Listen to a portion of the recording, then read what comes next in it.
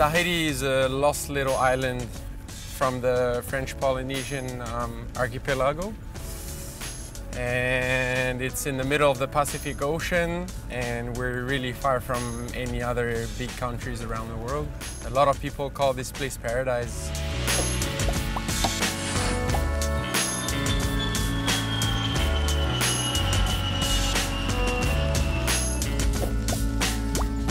You just got out of the plane and you're driving an hour and a half to the end of the road.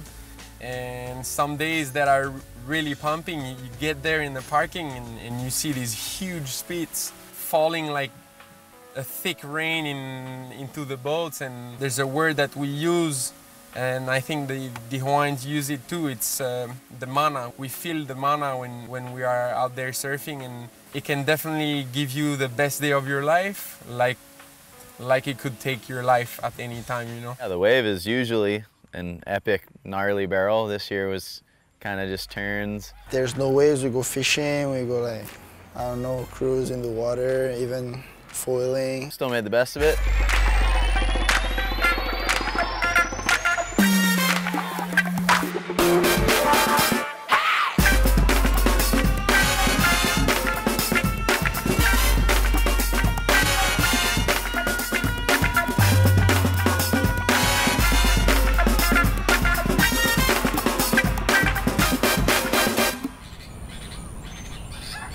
My office is taking care of my house. I know guests are coming probably like 8 months out of the year, and I'm trying to make it a business out of it.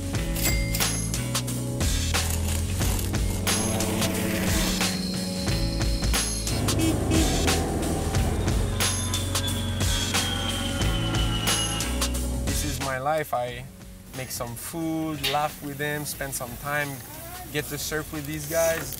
And yeah, it's my little life. I'm happy with this. Brother, please have this. Teahupo'o, you can feel the power of the nature and hear the sound of the wave when it breaks.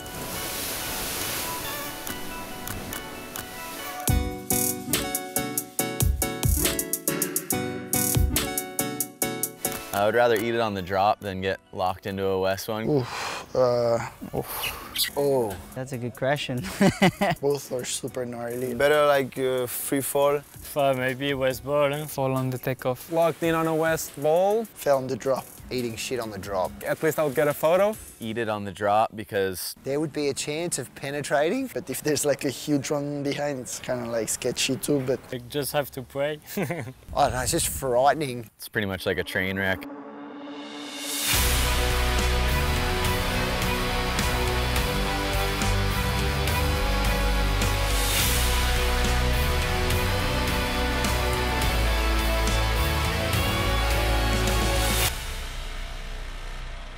I kind of had like a little career in bodyboarding, but then during the 2014 contest, the Billabong Pro, in the morning I broke my back in a really big wave, and that basically made me stop bodyboarding. He got a couple shot, couple bombs, couple wipe up. I think for me this is the part of the game. You cannot get bombs and you know wipe up, because someday it's gonna wipe up for sure.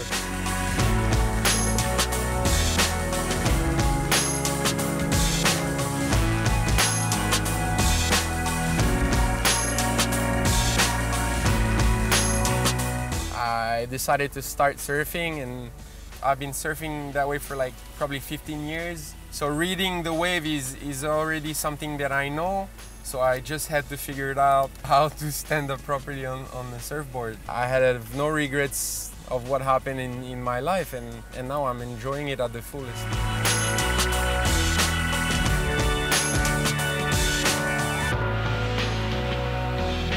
The best ever at Chopes. I think the best ever at Teahupo'o is probably Andy. Best ever? Kelly.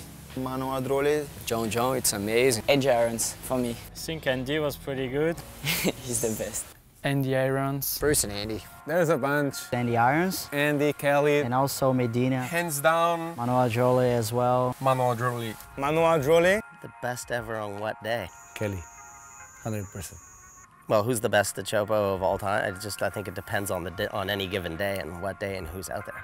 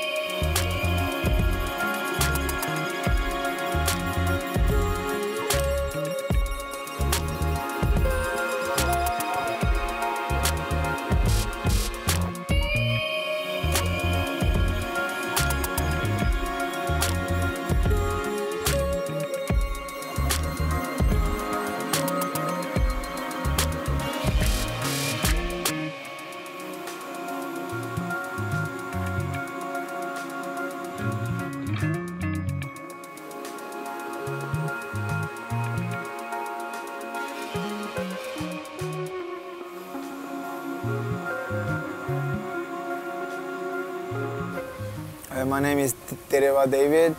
I'm 29 years old and I'm from Tahiti.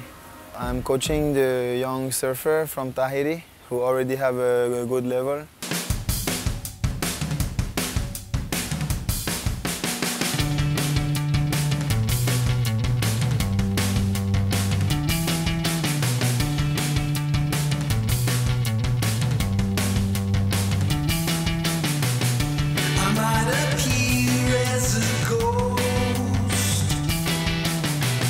Yeah, I was one of them back in the day, and I'm from a big family of surfing, and now I try to give what I can to help the new generation.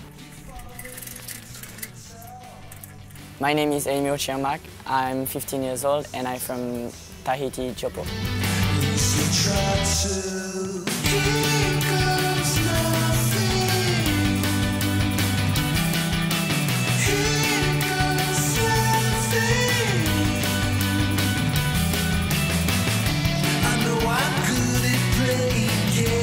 I want to surf like John Florence because he rips on the air and on the barrel.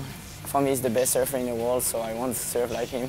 They work good in school and they surf good, so that's what we're all about. Every year that I came here, I saw more locals doing well. The boys charge over here. Each season, the younger guys start to push more and more. I think that the next generation coming up will probably be the best surfers we will see from Tahiti. The local guys dominate the whole trials. The trials day, they were exceptional. First, second, and third. The younger generation has progressed leaps and bounds. They've gone from just the little grommets who used to go out and shoot and have fun sessions to leaders of the pack out there who are actually hungry for the biggest wave, the best ride, the gnarliest, anything really, and they're all extremely capable. For the last 5 years, we were always the small kids that were charging, and now we're growing up and we see other kids coming, and you're like, wow, the future is right here, you know.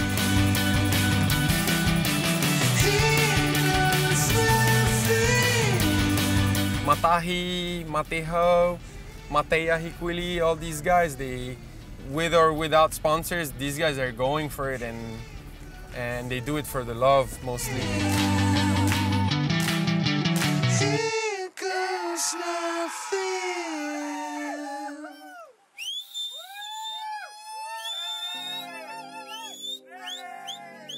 Hello, my name is Matehau Tetopata.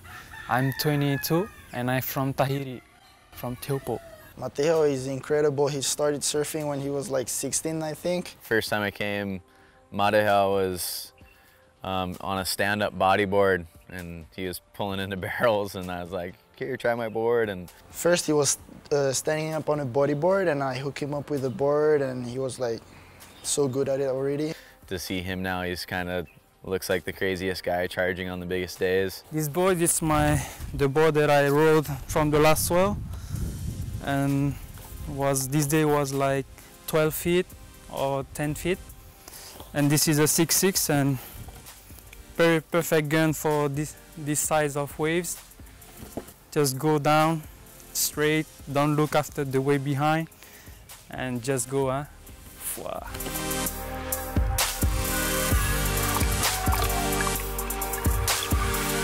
When there's a big one, he's always like looking at me, oh, do you want it? And if I feel like I'm ready, I just go. But if it's like too big, I just tell him, okay, go for it, bro, I don't want it.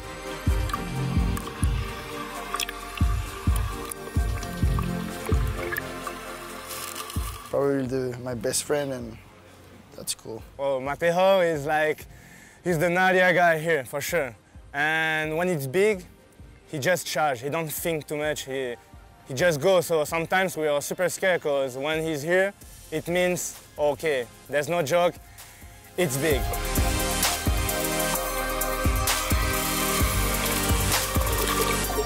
Everybody's saying, oh, okay, over 15 feet, it's impossible to surf. But it's gonna be like that until one of the guys is gonna get the bomb with like a 15 or maybe 20-foot bomb at chops paddling. And then everybody will be like, oh, maybe it's possible. The limit right now, everyone at this stage press the button. The big wave surfing, it's going kind of crazy. There's kids out here that are super young, and they're already charging harder than I was when I was like 18, so. I think in 20 years from now, guys, you're not in the barrel unless you're bouncing on a foam ball. And everyone just keeps pushing and pushing and pushing. Who knows? I'm pretty fun. I'll just sit in front of the barrel for now. I feel like guys have gotten away with, you know, stuff that should have been the end of them. We have a lot of security stuff with the jet ski, the rescue guy, and also the life vest. Don't worry about if you're gonna die. We're gonna push the limits as much as we can.